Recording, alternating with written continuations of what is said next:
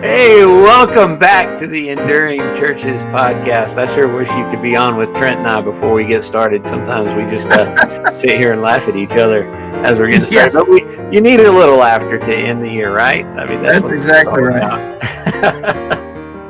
about. So today we do want to have some fun because we were reading an article that came out from LinkedIn, and we'll put a link to this in our notes. But Scott Olsen at LinkedIn put together some editorial comments on just some predictions of some things that might take place in 2021. And we kind of wanted just to interact with some of our thoughts after reading that article. I think some of those things are fascinating. It certainly appeals to the marketing side and all those things that Trent and I really enjoy. So we hope you'll have a little bit of fun as we wrap up this year, and we're going to try to tie that back into some reflections for the church. But Trent, you got to read through that article, and the first thing was kind of somber because it deals with the pandemic and social distancing. What was it saying about that? Yeah, I think that's going to be a big deal still. Here we are at the beginning of 2021, and yes, the vaccines have rolled out. Two of them have, and there are a lot of people who are getting vaccinated, but it really won't hit the mass public until at least spring break, March, April, May. And so you've got a lot of the year of 2021 still being affected. And so, yes, there is a vaccine. I agree with him, but I don't think social distancing and even mask stuff is going to go away anytime soon. We're still going to have to deal with this. And I was thinking this morning that it is a somber deal, that there are still going to be thousands of people that will probably lose their lives at the beginning of this year. And so that's a sad thing. And, we've lost several cities worth of people in the last year. So I think the way he starts off the article, I think that is true. Yeah, I don't think I don't think it's all gonna be cherries and roses in 2021. We're gonna still fight through this pandemic.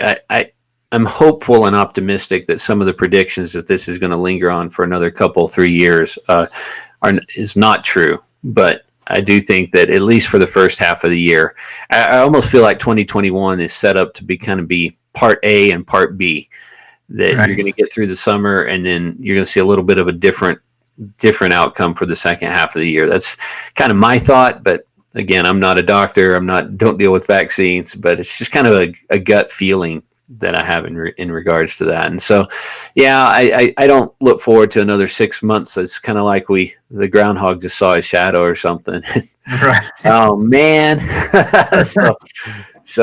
Anyway, it's all right. We've actually done some great things this year. I think those things will continue, but so there's the pandemic, and it's not going away, but it has certainly changed a lot. And probably the place that has changed the most is the workforce. Yeah, Alan, I think that's going to be a major change. And, a lot of these things that we talk about, and as we read through this article, you kind of have to extrapolate for where you live, right? Because Alan lives in Colorado. He lives closer to a major metropolitan area than I do. I live in Oklahoma, a small town. And so I think some of these things are going to be different based on where you live. But the workforce has been affected, and people are used to working at home. So, Alan, how is that going to play out in 2021? Well, one of the things that fascinated me about the article is that my wife took a new job a few months ago, and when she started, they had her working exclusively from home because of the pandemic. And then they brought her back, and they wanted her to work 3 days at home, 2 days in the office, and then have 2 days off. And that appears to be the desired method of employment for many people. Statistics and surveys are showing that the preferred way is 2 days in the office, 3 days at home, and 2 days off. And I'm like, wow, well, that's exactly kind of what they were doing. And I think that that's one of the things that employers are going to try to use with people, is to recognize that this is a struggle. The article was saying that the office is going to try to win you back, and how do they win you back? Employers are going to want to hold on to you, and I think what the side benefit to that, Trent, is you mentioned, yeah, we have different certainly different environments. I'm very close to what we call the Denver Tech Center, and they're, I mean, obviously many of those places are geared to work from home. But I think one of the things you're going to see, even in a small town like yours, is people leaving, recognizing, hey, I can make the hour drive to Oklahoma City and Right. go to work 2 days a week and go out and get an acreage somewhere and have a couple cows and a sheep and a goat and see how they get along. That's right. Well, and that's already happening.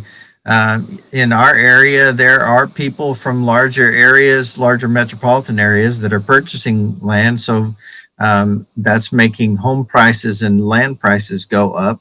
But you're right. I think that's already taking place, so I think that when those 3 days working in at home or working in the office, however you just divide that up. When you are in the office, it's going to be filled with meetings because those are the times you need to catch up with everybody and be able to work together on some projects. And so I think that's going to be true, and it's going to affect a lot more people than it has in the past. Yeah, they say that the pandemic has just sped everything up by 10 years. And, that's kind of where people envision the workforce being, say, by 2030 or something like that. And it's just, Mhm. I mean, it's already here. And, now the other thing that you're going to run into, I think, is because people being at home and being with their family, they're reanalyzing their priorities. And because they're reanalyzing their priorities, I think you're going to see a lot of people who are tired of the corporate gig give up the Mhm. corporate gig for some kind of smaller gig or an entrepreneurial spirit or doing something that they've always wanted to do versus what they've been doing. And so it's a chance, maybe, I guess we used to call it the rat race, but it's a chance to maybe get out of the rat race a little bit.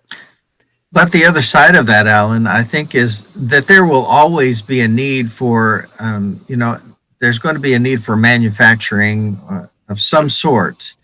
I think there will be more manufacturing moved back to the United States because I think there's going to be a larger distrust of anything coming from overseas because of what's happened in this past year. So there will be manufacturing, and so there's going to have to be some people who are working in that setting.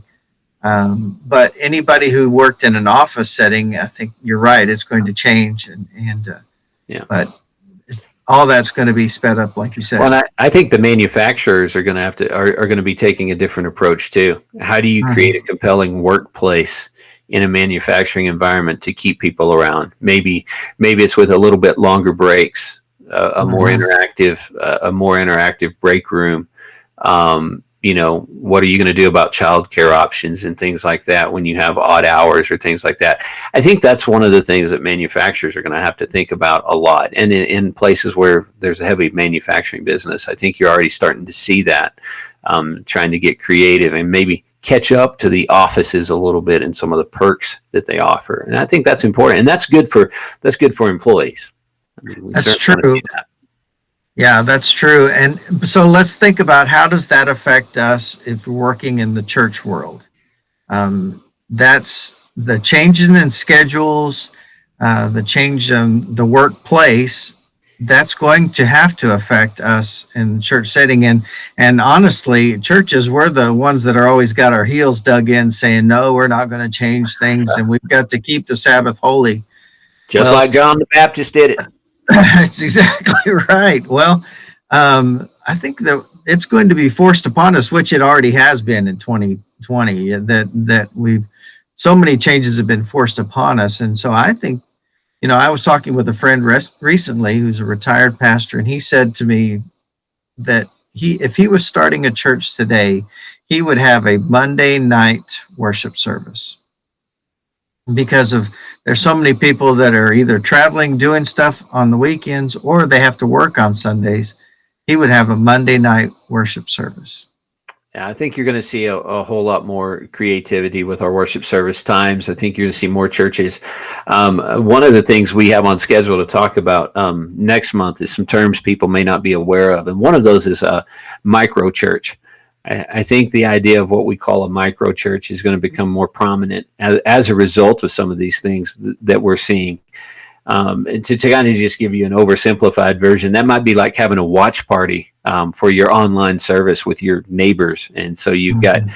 instead of going to the church service and being with people, you're inviting all your neighbors over, and then you're going to watch the big football game, or do something that day. And so I think we're going to see some changes. And when people are traveling, they want to find a way to connect with their home church, but they'll be connecting virtually and things like that. So a lot of things, yeah, I mean, it changes everything. I think the other thing though that may help is, I think, again, we're seeing people move away from the mega church to Mhm. their community church. And I think people are longing for community. They're invested in their communities, and I think they're going to want to be a part of a church in their community. So I think we'll see people not driving as far to the churches that they do choose to visit in person. Yeah, so the idea of a community church will kind of rebloom, I guess. You're right. There, the need for community is going to outweigh the show of a larger church. And the smaller church may not be able to do the show, but the community and the being able to be together, that's going to be a bigger deal in the future, because people are going to be either at home or traveling or whatever. And I think families are going to be more transient in the years, 2021, in the years to come, for sure, because they're not going to be tied to a school or a job. So I think people are going to become more transient in that. And it may not be that they sell their house. It may just be that they're gone from their house for longer periods of time. That they Mm-hmm. take the month-long vacation, that to go stay with grandparents for a month, because they can. I Right. think we're gonna see a whole lot of different dynamics that are playing out all over. And uh, don't be surprised if your attendance doesn't pop back to where it was, even when things are fully open. It could be quite different. But again, that's why it's important to make sure you have a good online presence and all those other matters in regards to that. So, the workforce has changed a lot, and you mentioned the family and the housing and all that. And for large churches, they've got to really center in on the relationship aspect as well, because there's still a place for the mega church and the large church, even as the demographics start to move away from them. And the ones that focus well on relationships are going to do well on the other side of this. And a lot of those are in our city areas, and the city areas are the places where all of a sudden there's a lot of empty space. Movie theaters are closing down. Malls continue Mm-hmm. to struggle. Big box stores, as they give way to internet stores. What do you do with all this huge empty retail space? You've kind of got to subdivide it out and figure out how to put it to use. And one of the things that you're seeing is that becoming a sense of both housing and retail. Right. And also play space. People are looking for places to get together, and those large open covered places could be for that as well. And so, yeah, I think you'll see some of those malls, which malls were going the way of the dodo bird a long time ago. It's just sped things up, right? And Right. so this is going to, yeah, you may have, we saw churches doing that a long time ago, being in malls, Right. but you may also see apartment settings in those areas too. I think that'll be really, and all this, I just keep thinking, okay, churches, we have a tendency to be negative about a lot of this, and we need to be positive, because there's a lot of opportunities in all of these things for Well, us as churches. let's think about a mall for instance. Let's take a typical two-story mall, because so many of them became those two floors.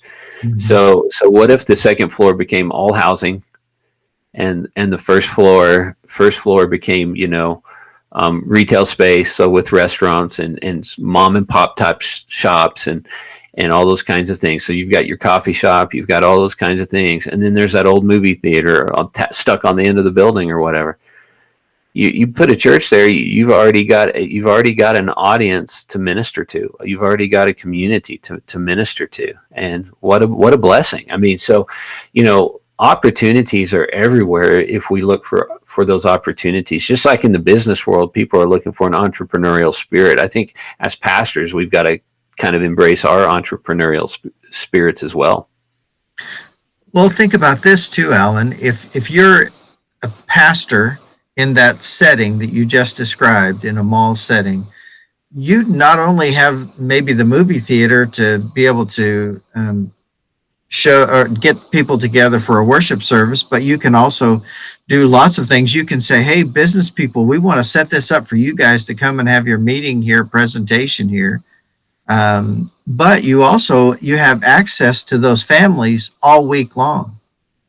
And so you can do some things outside of a worship service. It's almost like the family chaplain with a closer contact than you would have even as a pastor now. Yeah, I think these little niche spaces like that are going to become more and more prominent as we move forward. And I think probably, at a place like Denver, I think we're going to see more of that move quickly than maybe we're going to see in the Midwest. But I think even more on the West Coast and the East Coast, you're going to see that even faster than we're going to see it here. So a lot of it does depend on where you're at and what's going on. But those things are changing. And so, we're going to continue to see housing change as people try to figure things out. And we still don't know where millennials are going to move to as they enter their prime earning years and all those kind of things. Has this pandemic pushed them to want to leave the cities, or has it wanted them to change what they're doing? I think the jury may be out. I think it's going to kind of be a little bit of everything.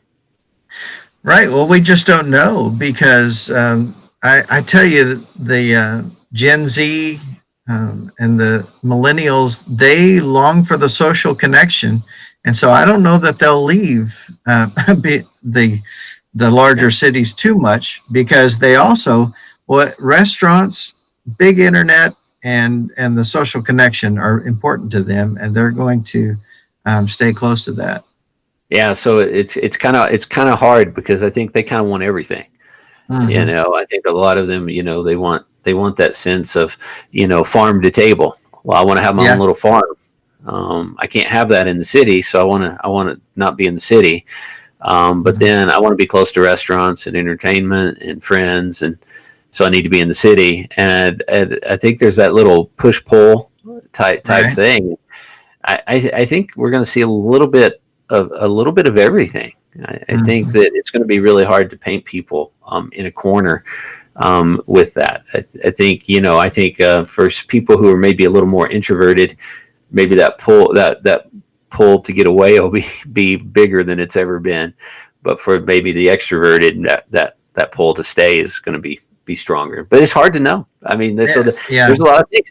But I think as churches, we need to be ready. You could see a mass exodus of some of your brightest techie people in your churches who are looking for something else, or you could see an influx of techie people that you've never seen before. And if you get some of those, and you're a church like us, either of us who are smaller churches, man, get those folks plugged in.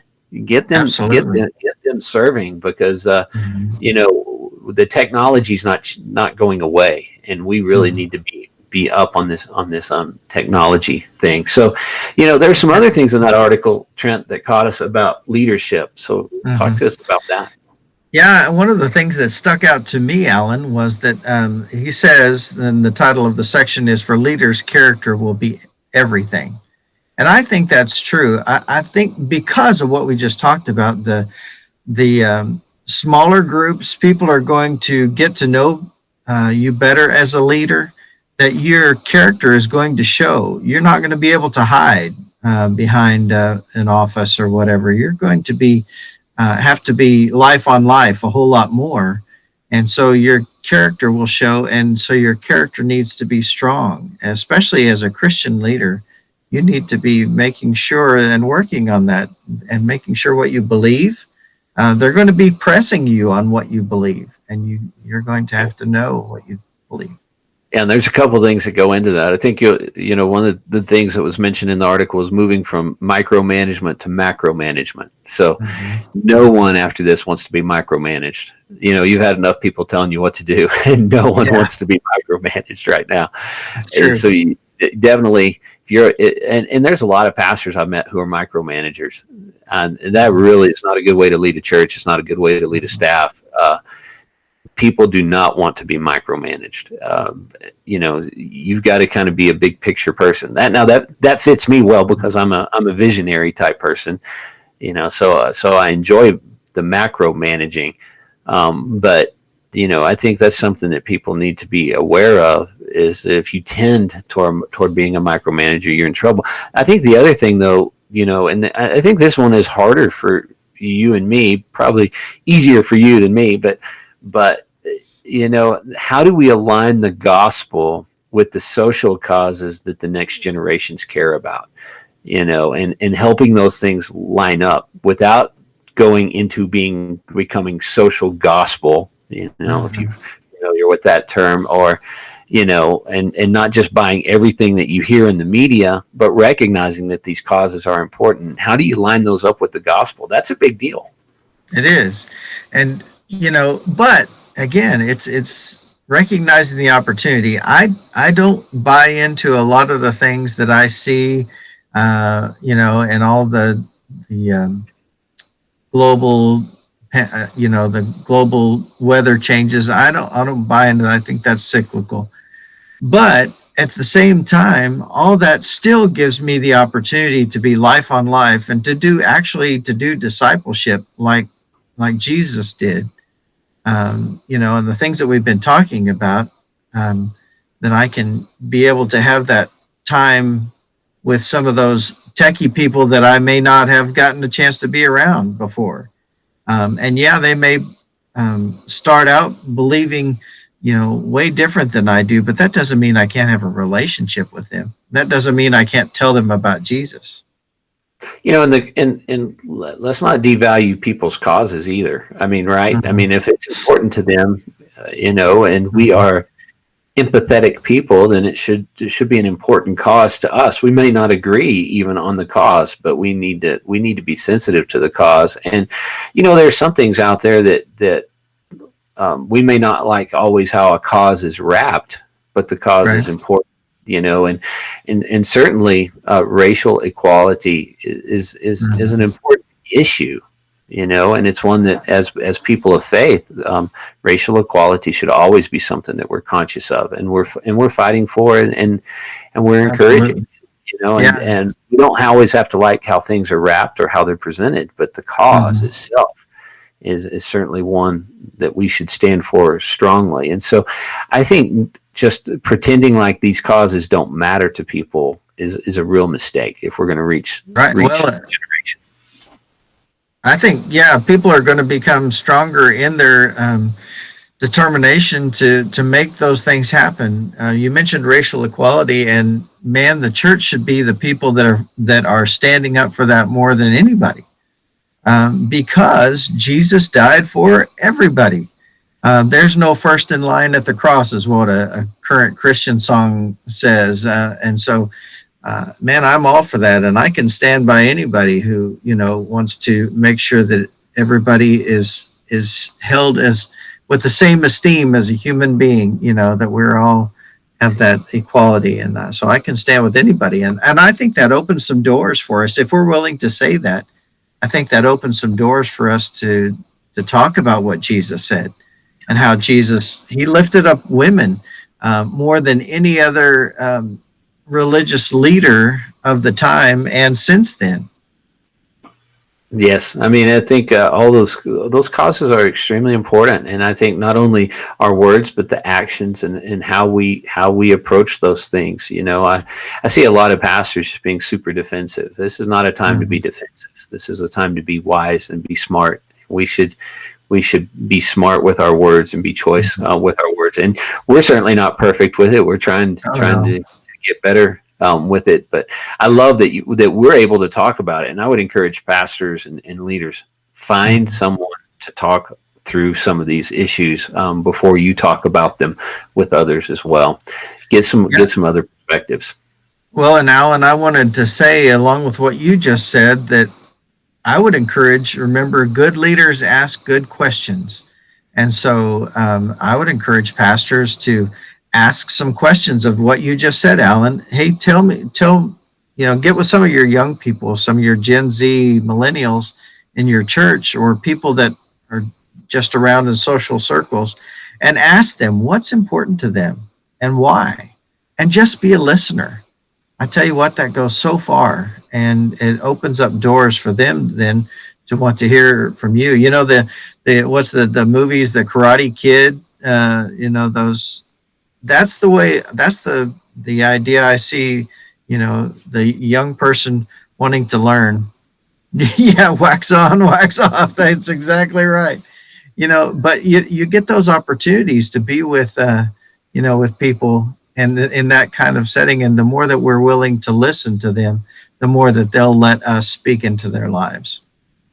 That's exactly right. Because we go back to something John Maxwell said, that leadership is influence, nothing more, nothing less. Mm-hmm. And I think one of the reasons it was important to bring this to people today, and one, we just wanted to have kind of a lighthearted conversation based on an article we were able to read, but these are heavy things, really. I mean, when you think Mm-hmm. about the consequences of all those things, and what kind of influence are we going to be in 2021? Are we going to be a positive influence for God's kingdom? Or are we going to be a negative influence? We're influencers one way or another. And my hope for all of us is that we be a positive influence for God's kingdom and what God wants to see happen in the lives of our churches and our communities. That's right. And remember that God is opening up mission fields. As churches, we talk about missions, and by golly, He's opening up mission fields right at our door. And so this is great opportunities for us in the future. And so Alan and I, we hope that you will join us on the journey of 2021. And believe me, it will be a journey. It may be an exciting journey. I think it will be. And we're not prophets. We don't know exactly what's going to happen. But we do want to be encouragers in all of this. We want to come alongside you. And Alan, I know that we want to help pastors and church leaders to grow. That's right. We are here to walk alongside you, and we plan to walk alongside you in 2021. So please make sure you like our video or our podcast. Make sure you send us your ideas of what you'd like to see us talk about this year, and let us know how we can come alongside you. You can also reach out to us, Alan at enduringchurches.consulting or Trent at enduringchurches.consulting. We would love to come alongside you. We can help you and your church thrive in 2021, and that's certainly our heart. So anyway, we want to thank you for joining us. We have had a surprisingly unique 2020. And our next episode is going to throw us into the ravages of a brand new year, and we look forward to that. I've got a lot of good stuff in store for you. So thanks again for joining us, and we look forward to catching you next year.